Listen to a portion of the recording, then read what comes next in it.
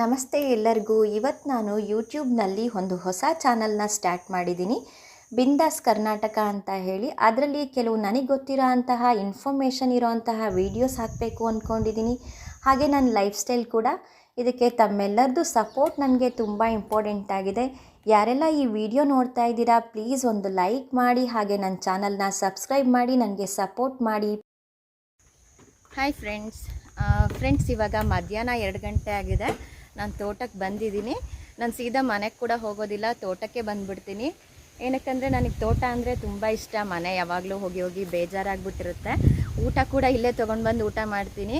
ಇಲ್ಲೇ ಬಾಳೆ ಎಲೆ ಏನಾದ್ರು ಇರುತ್ತೆ, ಅದನ್ನು ಕಟ್ ಮಾಡಿಕೊಂಡು ಊಟ ಮಾಡಿಬಿಡ್ತೀನಿ. ನಾನು ಬೆಳೆದಿರೋ ತೋಟ ನೋಡೋದಕ್ಕಿಂತ ಈ ಥರ ಚಿಕ್ಕ ತೋಟ ನೋಡೋಕ್ಕೆ ತುಂಬಾ ಖುಷಿ ಅನಿಸುತ್ತೆ. ಏನಕ್ಕಂದರೆ ಗಿಡ ಈ ವರ್ಷ ಸಣ್ಣಕ್ಕಿರುತ್ತೆ, ನೆಕ್ಸ್ಟಿಗೆ ಸ್ವಲ್ಪ ದೊಡ್ಡ ಆಗುತ್ತೆ. ಅದನ್ನು ನೋಡೋಕ್ಕೇನೋ ಒಂಥರ ನಮಗೆ ತುಂಬ ಖುಷಿ ಅನಿಸುತ್ತೆ.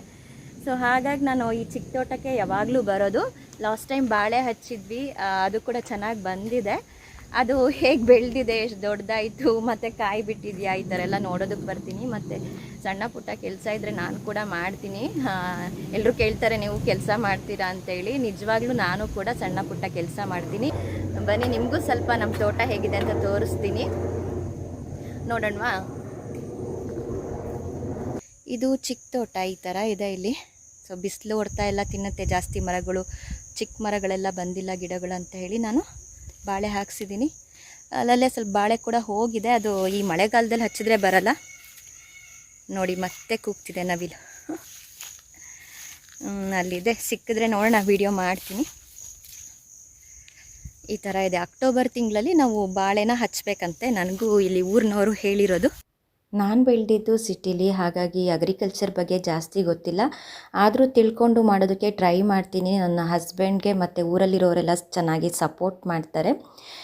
ನೋಡಿ, ಇದು ಮರ ಡ್ಯಾಮೇಜ್ ಆಗಿದೆ. ಇದು ಬಿಸಿಲಿಗೆ ನಾವು ಸುಣ್ಣ ಹಚ್ಚಬೇಕು, ಇಲ್ಲ ಅಂತಂದರೆ ಮರಕ್ಕೆ ಗರಿ ಕಟ್ಟಬೇಕು, ಇಲ್ಲ ಬಾಳೆ ಹಾಕಿ ಅದಕ್ಕೆ ಬಿಸಿಲು ಬೀಳ್ದಿರೋ ಥರ ಈ ಥರ ಕಾಪಾಡಬೇಕು. ಲಾಸ್ಟ್ ಟೈಮ್ ಈ ಥರ ಸ್ವಲ್ಪ ಮರಗಳಾಗಿತ್ತು, ಅದಕ್ಕೋಸ್ಕರನೇ ನಾನು ಈ ಸಲ ಬಾಳೆ ಹಚ್ಚಿದ್ದೀನಿ, ಮತ್ತು ಸುಣ್ಣ ಕೂಡ ಹಚ್ಚಿ ಕಾಪಾಡ್ತಾ ಇದ್ದೀನಿ. ನೋಡಿ, ಮೊಲ ಎಲ್ಲ ಅದ್ರದ್ದು ಎಲೆಗಳನ್ನ ಈ ಥರ ಕಟ್ ಮಾಡಿ ಬಿಸಾಕತ್ತೆ. ಮತ್ತು ನವಿಲು ಕೂಡ ಪ್ರಾಣಿಗಳಿಗೇನು ಮಾಡೋಕ್ಕಾಗಲ್ಲ. ಸೊ ಇದಕ್ಕೆ ಒಂದು ವೈಟ್ ಕಲರ್ದು ಕವರ್ ಸಿಗುತ್ತೆ, ಅದನ್ನು ಪ್ಯಾಕ್ ಮಾಡಿ ಹಾಕಿಸ್ಬೇಕು. ನಾನು ತೋಟಕ್ಕೆ ಬಂದರೆ ಈ ಥರ ಎಲ್ಲ ಮರಗಳನ್ನೂ ಗಿಡಗಳನ್ನೂ ಹತ್ತಿರ ಮುಟ್ಟಿ ಹೋಗಿ ನೋಡ್ತೀನಿ. ಆವಾಗ ಏನಾದರೂ ಪ್ರಾಬ್ಲಮ್ ಆಗಿದ್ದರೆ ನನಗೆ ಬೇಗ ಗೊತ್ತಾಗುತ್ತೆ. ನೆಕ್ಸ್ಟ್ ಅದಕ್ಕೆ ಏನು ಕೆಲಸ ಮಾಡಿಸ್ಬೇಕು ಅಂತ ಹೇಳಿ ಮಾಡಿಸ್ತೀನಿ. ಆ ಥರ ನೋಡಿ, ಮೊಲ ಮತ್ತು ನವಿಲೆಲ್ಲ ಈ ಥರ ಗಿಡಗಳನ್ನ ಕಟ್ ಮಾಡಿ ಹಾಕಿ, ಎಲ್ಲ ಗಿಡಗಳನ್ನೂ ಈ ಥರ ಕಟ್ ಮಾಡಿ ಹಾಕಿಬಿಟ್ಟಿದೆ. ಸೊ ಇಲ್ಲಿ ಸಣ್ಣ ಪುಟ್ಟ ಕೆಲಸ ಏನಾದರೂ ಇದ್ದರೆ ನಾನು ಕೂಡ ಮಾಡ್ತೀನಿ. ಏನಕ್ಕಂತ ಅಂದರೆ, ಸೊ ಎಲ್ಲ ಕೆಲಸನೂ ಬೇರೆಯವ್ರು ಮಾಡಲಿ ಅಂತ ಕಾಯ್ತಾ ಕೂತ್ರೆ ಆಗಲ್ಲ. ಹಂಗಂತ ಎಲ್ಲ ಕೆಲಸ ನಾನು ಮಾಡೋಕ್ಕಾಗಲ್ಲ, ಕೆಲಸದವ್ರು ಮಾಡಲೇಬೇಕು. ಕೈಲಾಗಿದ್ದು ಸಣ್ಣ ಪುಟ್ಟ ನಾವು ಮಾಡಿದ್ರೆ ನೆಕ್ಸ್ಟ್ ಹೇಗೆ ಮಾಡಿಸ್ಬೇಕು ಅಂತ ಹೇಳಿ ನಮಗೆ ಗೊತ್ತಾಗುತ್ತೆ. ಇವತ್ತು ಕೂಡ ಸ್ವಲ್ಪ ಗೊಬ್ಬರ ತೊಗೊಂಡು ಬಂದಿದ್ದೀನಿ, ಹಾಕೋಣ ಅಂತ ಹೇಳಿ. ಒಂದು 2 ಪಾರ್ಟೇಷನಿಗೆ ಗೊಬ್ಬರ ಕಡಿಮೆ ಆಗಿತ್ತು, ಅದನ್ನು ಇವತ್ತು ಹಾಕ್ತೀನಿ ನಾನೇ. ಸ್ವಲ್ಪ ಅಲ್ವಾ, ಹಾಗಾಗಿ ಸೊ ಹಾಗೆ ನಾವೇ ಆರೈಕೆ ಮಾಡಿದ್ರಷ್ಟೇ ನಾವು ತೋಟನ ಚೆನ್ನಾಗಿ ಬೆಳೆಸೋಕ್ಕಾಗೋದು. ಎಲ್ಲ ನಾವು ಕೆಲಸದವ್ರ ಮೇಲೆ ಮಾಡಿಸ್ತೀವಿ ಅಂತಂದರೆ ಅದು ಆಗೋದಿಲ್ಲ. ಸೊ ನನ್ನ ಹಸ್ಬೆಂಡ್ ಕೂಡ ಮಾಡ್ತಾರೆ, ಅವರಿಗೆ ಸಪೋರ್ಟಿವ್ ಆಗಿ ನಾನು ಕೂಡ ಫಾಲೋಅಪ್ ಮಾಡ್ಕೊಂಡು ಮಾಡಿಸ್ತೀನಿ ಈ ಥರ. ಸೊ ಲಾಸ್ಟ್ ಟೈಮ್ ಬಾಳೆ ಹಚ್ಚಿದ್ವಿ, ಚೆನ್ನಾಗಿ ಬಂದಿದೆ ಬಾಳೆ. ಲಾಸ್ಟಿಗೆ ಹೋಗಬೇಕು, ಲಾಸ್ಟಲ್ಲಿ ಮರಗಳು ತುಂಬ ಚೆನ್ನಾಗಿದೆ, ಬಟ್ ಅಲ್ಲಿ ಕೆಸರಿದೆ, ಹೋಗೋಕ್ಕಾಗೋದಿಲ್ಲ. ಸೊ ಇಲ್ಲಿಂದನೇ ಝೂಮ್ ಮಾಡ್ತಾಯಿದ್ದೀನಿ. ನೋಡಿ, ಈ ಥರ ಇದೆ. ಆ ಕಡೆಗೂ ಎಲ್ಲ ಇದೆ, ಅಲ್ಲೆಲ್ಲ ಹೋಗೋದಕ್ಕಾಗಲ್ಲ. ನೋಡಿ, ಈ ಥರ ಇದೆ. ಸೊ ಎಲ್ಲ ಕಡೆ ಓಡಾಡೋದು, ಹುಲ್ಲಲ್ಲಿ ಓಡಾಡೋದು ಕಲ್ತ್ಬಿಟ್ಟಿದ್ದೀನಿ ನಾನು. ಮುಂಚೆ ಹೆದರ್ಕೊಳ್ತಾ ಇದ್ದೆ, ಹೆಂಗಪ್ಪ ಕಾಲಿಡೋದು, ಏನಾದರೂ ಇರುತ್ತೆ ಅಂತ. ಈಗೇನಿಲ್ಲ, ಎಲ್ಲ ಕಡೆ ಜಂಪ್ ಮಾಡ್ಕೊಂಡು ಹೋಗ್ತಾ ಇರ್ತೀನಿ ಸುಮ್ಮನೆ. ಇಲ್ಲೆಲ್ಲ ಹೀಗೆ ಹೋಗ್ತಾ ಇದ್ದರೆ ನೀವು ಹಿಂಗೆ ಹುಲ್ಲಿರುತ್ತೆ, ಸ್ವಲ್ಪ ಕಾಲಲ್ಲಿ ನೋಡಿಕೊಂಡು ಹೋಗಬೇಕಾಗತ್ತೆ.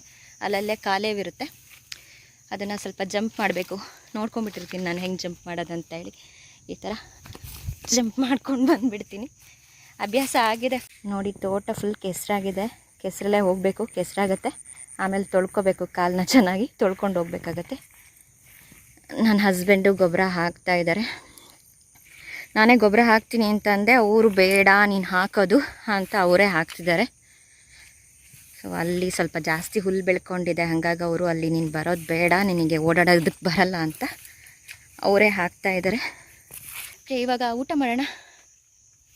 ಸ್ವಲ್ಪ ಕವರ್ ಮಾಡಿದ್ದೀನಿ. ಬೇರೆ ಟೈಮಲ್ಲಿ ಕೆಲಸ ಮಾಡುವಾಗ ಫುಲ್ ತೋರಿಸ್ತೀನಿ ನಿಮಗೆ ಹೇಗಿದೆ ಅಂಥೇಳಿ. ಇವತ್ತು ಇಲ್ಲೇ ಊಟ ಮಾಡೋಣ ಅಂತ ಹೇಳಿ ನಾನೆಲ್ಲ ಬಡಿಸ್ಕೊಂಡಿದ್ದೀನಿ. ಇವತ್ತು ಸ್ಪೆಷಲ್ ಅಂತ ಏನೂ ಮಾಡಿಲ್ಲ, ಸ್ವಲ್ಪ ಬೆಂಡೆಕಾಯಿ ಸಾರು ಅನ್ನ ಅಷ್ಟೇ. ಬನ್ನಿ ಊಟ ಮಾಡೋಣ ಎಲ್ಲರೂ. ಸಂಜೆ ಸುಮಾರು ಒಂದು 5 ಗಂಟೆ ಆಗಿತ್ತು. ಅಷ್ಟೊತ್ತಿಗೆ ನಾನು ವಾಪಸ್ ಮನೆ ಕಡೆಗೆ ಹೊರಟೆ. ಸ್ವಲ್ಪ ಮಳೆ ಬರೋ ಥರ ಆಗಿತ್ತು, ಇನ್ನೇನು ಮಾಡೋಕ್ಕಾಗೋದಿಲ್ಲ. ಮಳೆ ಬಂದರೆ ಅಲ್ಲೆಲ್ಲಾದರೂ ನಿಂತ್ಕೊಳ್ಳೋಣ ಅಂತ ಹೇಳಿ ನಿಧಾನಕ್ಕೆ ಹೊರಟೆ. ಕೊನೆಗೂ ಸೇಫಾಗಿ ನಾನು ಶಿವಮೊಗ್ಗ ರೀಚ್ ಆದೆ. ಅಲ್ಲಿಂದ ಸೀದಾ ಮನೆಗೆ ಹೋಗ್ತಾ ಇದ್ದೀನಿ.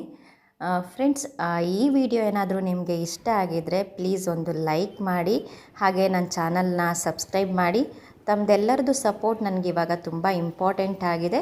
ಇನ್ನು ನೆಕ್ಸ್ಟಲ್ಲಿ ಒಳ್ಳೊಳ್ಳೆ ವೀಡಿಯೋಸ್ ಮಾಡೋದಕ್ಕೆ ನಿಮ್ಮ ಸಪೋರ್ಟ್ ನನಗೆ ತುಂಬ ಮುಖ್ಯ ಆಗಿರುತ್ತೆ. ಪ್ಲೀಸ್ ಸಪೋರ್ಟ್ ಮಾಡಿ. Thank you.